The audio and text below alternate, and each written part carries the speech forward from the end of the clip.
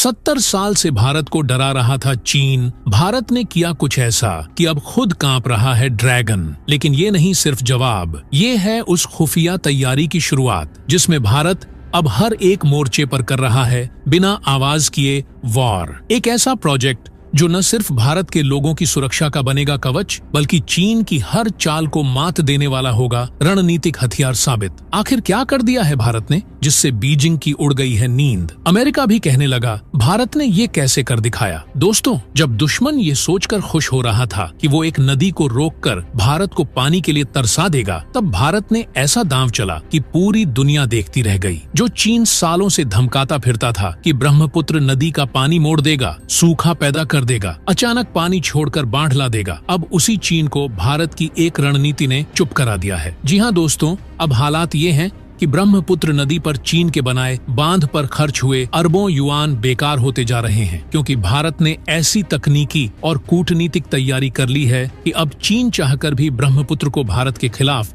हथियार की तरह इस्तेमाल नहीं कर सकता। दरअसल बात शुरू होती है उस नदी से जिसे चीन यारलुंग त्सांगपो कहता है और हम ब्रह्मपुत्र। यह वही नदी है जो अरुणाचल प्रदेश से होते हुए पूरे असम की जीवन रेखा बनती है। चीन इस पर तिब्बत में एक मेगा डैम बना रहा है और इस डैम का उद्देश्य सिर्फ ऊर्जा उत्पादन नहीं बल्कि भारत पर जल दबाव बनाना भी है। अगर कभी चीन यह पानी रोकता है तो पूर्वोत्तर में सूखा पड़ेगा और अगर एक साथ छोड़ देता है तो तबाही आ सकती है। लेकिन दोस्तों, चीन की इसी रणनीति को भारत ने अब आईना दिखा दिया है। भारत ने न सिर्फ चीन की हरकतों पर पैनी नजर रखी बल्कि एक ऐसा वाटर इंटेलिजेंस नेटवर्क खड़ा कर दिया है जो रियल टाइम में यह बताता है कि चीन कब क्या करने वाला है। इससे पहले कि चीन पानी छोड़े, भारत को अब पहले से अलर्ट मिल जाता है। और ये कोई हवाई दावा नहीं। भारत ने ब्रह्मपुत्र पर hi-tech sensing station, satellite mapping और ग्राउंड रडार सिस्टम के जरिए यह कर दिखाया है। अब न चीन की चाल छुपती है न उसकी साजिश। इतना ही नहीं,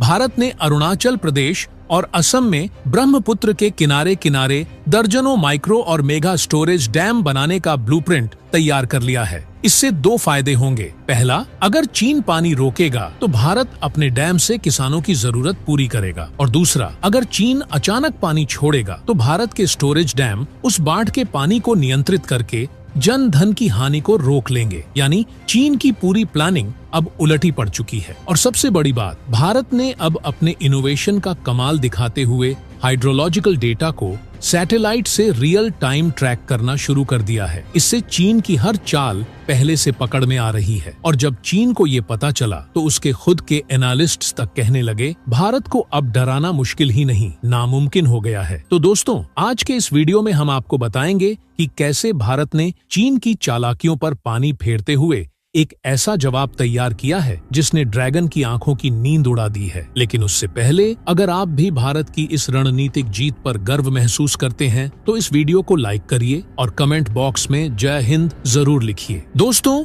अब भारत ने वो ऐतिहासिक दांव चल दिया है जिसकी कल्पना तक चीन ने कभी नहीं की थी। अरुणाचल प्रदेश की लोअर दिबांग घाटी में भारत एक ऐसा हाइड्रो प्रोजेक्ट शुरू कर चुका है जो न केवल भारत की ऊर्जा जरूरतों को पूरा करेगा बल्कि चीन के जल आधिपत्य के मंसूबों को पूरी तरह ध्वस्त भी कर देगा। ये प्रोजेक्ट ब्रह्मपुत्र की सहायक नदी पर तैयार किया जा रहा है और इसका नाम है दिबांग मल्टीपर्पज प्रोजेक्ट। यह केवल कोई साधारण बांध नहीं बल्कि भारत की रणनीतिक योजना का वो हिस्सा है जो सीधे सीधे ड्रैगन की आंखों में आंखें डालकर खड़ा हो गया है। दिबांग प्रोजेक्ट की कुल क्षमता होगी 2800 मेगावाट और इसकी अनुमानित लागत है लगभग 3,199 करोड़ रुपए। यह देश का अब तक का सबसे बड़ा जल विद्युत परियोजना बनने जा रहा है जो पूरे नॉर्थ ईस्ट की ऊर्जा जरूरतों का नया आधार होगा। खास बात यह है कि यह बांध चीन सीमा से बेहद नजदीक स्थित होगा और इससे मिलने वाली बिजली की सप्लाई से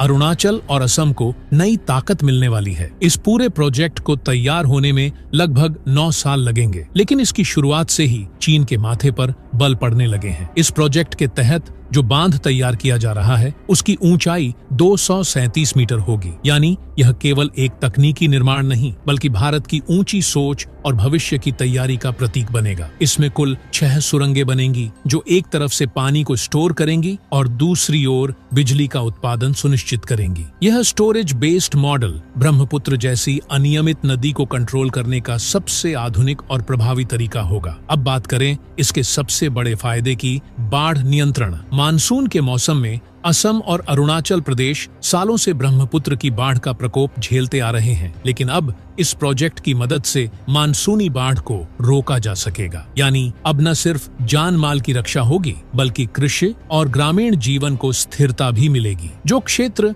हर साल बाढ़ के बाद राहत शिविरों में तब्दील हो जाते थे, वे अब विकास की नई कहानी लिखेंगे। लेकिन सबसे अहम पहलू इस प्रोजेक्ट का है चीन को दी गई सीधी चुनौती। अब जब चीन ब्रह्मपुत्र पर बांध बनाकर भारत को जल संकट में डालने की कोशिश कर रहा था, भारत ने जवाब में अपना ही प्रोजेक्ट लॉन्च कर दिया है। चीन के बांध जहां केवल उसे फायदा पहुंचाते हैं, वहीं भारत का यह प्रोजेक्ट न केवल ऊर्जा उत्पादन करेगा बल्कि बाढ़ नियंत्रण और सीमा क्षेत्र में स्थिरता भी लाएगा। इससे यह भी साफ हो गया है कि भारत अब चीन की किसी भी हाइड्रोलॉजिकल चाल के सामने झुकने वाला नहीं है। अब अगर चीन अचानक पानी छोड़ता भी है तो दिबांग प्रोजेक्ट के डिजाइन और स्टोरेज कैपेसिटी के कारण भारत उस खतरे को संभाल सकता है। भारत सरकार ने इस प्रोजेक्ट को केवल एक पावर स्टेशन की तरह नहीं देखा बल्कि इसे एक सुरक्षा कवच के रूप में विकसित किया जा रहा है। चीन हमेशा अरुणाचल प्रदेश पर दावा करता रहा है, लेकिन इस प्रोजेक्ट के जरिए भारत ने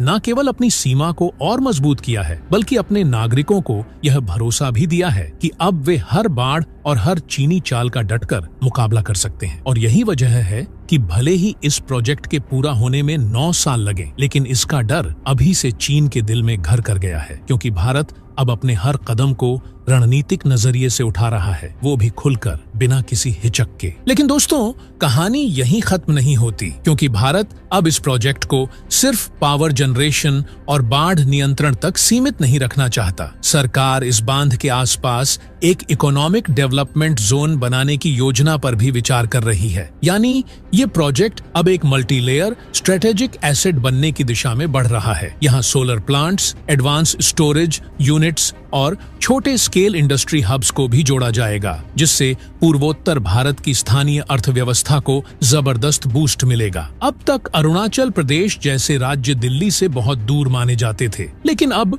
इस प्रोजेक्ट की वजह से यहाँ आधारभूत संरचना में भारी बदलाव आने वाला है। सड़कें, रेल नेटवर्क, एयर कनेक्टिविटी और ब्रॉडबैंड इंफ्रास्ट्रक्चर में भी निवेश की योजना है। इससे न सिर्फ स्थानीय लोगों को रोजगार मिलेगा बल्कि रणनीतिक रूप से संवेदनशील इलाकों में जनसंख्या घनत्व बढ़ेगा, जो राष्ट्रीय सुरक्षा के लिए बेहद फायदेमंद है। एक और दिलचस्प बात, इस प्रोजेक्ट के साथ साथ भारत ने हिमालयन ग्लेशियर मॉनिटरिंग सिस्टम को भी एक्टिव करने की योजना बनाई है। इससे यह सुनिश्चित किया जाएगा कि पानी के बहाव, वर्षा और ग्लेशियर मेल्टिंग के हर डेटा को रियल टाइम ट्रैक किया जा सके। यह सिस्टम भारत को बाढ़ या जल संकट से पहले ही सतर्क कर देगा, जो आज के जलवायु परिवर्तन के दौर में बहुत बड़ी उपलब्धि है। इतना ही नहीं, यह प्रोजेक्ट आने वाले समय में टूरिज्म को भी प्रमोट करेगा। बांध के आसपास एक हेरिटेज वाटर कॉरिडोर विकसित करने की भी तैयारी है, जहां पर्यटक इस मेगा स्ट्रक्चर को देखने आ सकेंगे। इस क्षेत्र की प्राकृतिक सुंदरता को देखते हुए यहाँ एडवेंचर